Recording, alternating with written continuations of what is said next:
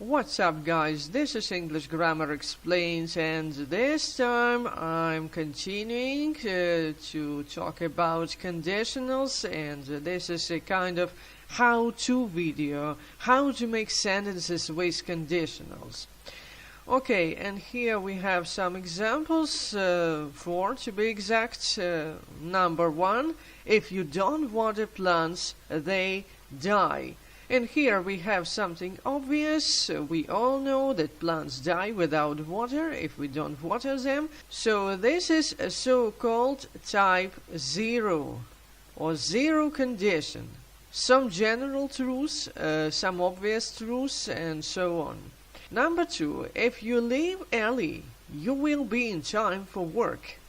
So here, basically, I have something that will happen in the future. So this is type 1. Condition type 1, which can happen in the present or even in the future.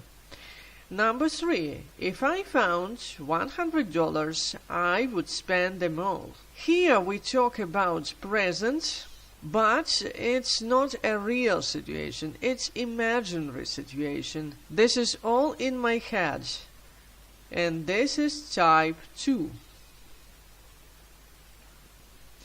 And the last one, if you had come in time, the boss would not have shouted at you. So here we talk about past, and this is another imaginary situation. So this is conditional type 3. So basically we have 4 types of conditions. If we look closer, we can see all these commas here, here, and here, and these commas are just the dividers. They divide 2 parts of my sentence. They divide so-called if clause from main clause. And this is if clause here, well, because we have if, and here we have some main verb, and this thing looks like simple present, and here we have another simple present. In number 1 here we have another simple present. But here we have simple future. What about number 3? In number 3, here I have simple past. But here I have this strange thing, would plus maybe infinitive, or what is this? Maybe it's infinitive. And in number 4, here I have past perfect, and in main clause things go even stranger. Here I have this thing. This is something big, something very scary, but actually it is just modal verb would plus perfect infinitive. So we have all these strange things, bunch of tenses, bunch of structures with modal verbs and infinitives. So is there any rule how to form a sentence with some type of conditional? In fact, there is a very, very basic rule, and I'll try to show it. I will draw a table like this. So here I have my chart, and I start with type 0. Type 0 is something that is called general truths, obvious things. So general truths. And like we saw in sentence number 1, we have if clause and main clause, and if clause is formed in if clause. Of course, we have if, or sometimes we can use when. It's all the same. If or when plus present simple.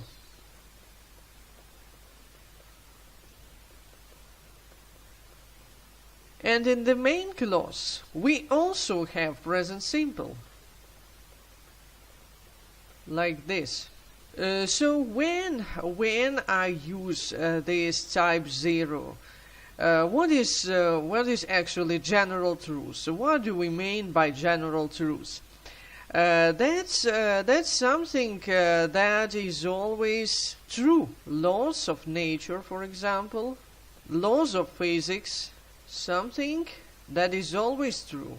And always here is the keyword. It is obvious to everybody. What about type 1? We use condition type 1 when we talk about something real in the present or in the future. A real present or future.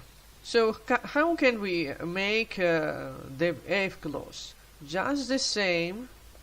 We use if or when, and then we use present tenses. Any present forms. That's very, very important. Any present forms. Unlike type 0, when we use only present simple, in type 1 we can use present simple, present continuous, present perfect, well, just any present tense. Use present, simple, perfect, even perfect continuous, or just present continuous. It's all up to you. So what about the main clause? What do we have here? Here we can have another variety of forms. Here we can have future simple. Of course we have it, and as we remember, future simple is just will plus some verb. We can also have bunch of modal verbs here with infinitive, present infinitive to be exact. Can, may, might, even might, must, even could, and should. Basically, the vast majority of modal verbs and all these things are used with present infinitive. That's very, very important. Present infinitive. And another thing which we can use here is imperative, so-called imperative. For example, if you are tired, go to bed. That's the use of imperative. What is this real present or real future or whatever? That's something or action that is real, or, and that's very important, it can be real, or it is likely to happen in the future or in the present, and that's it. So we can be 100% certain that it happens or it will happen, or we can be maybe 90% certain or 99% certain, especially if we use modal verbs. These modal verbs express 90% certainty, 80% certainty, that's it. Can and must are more certain than might and could.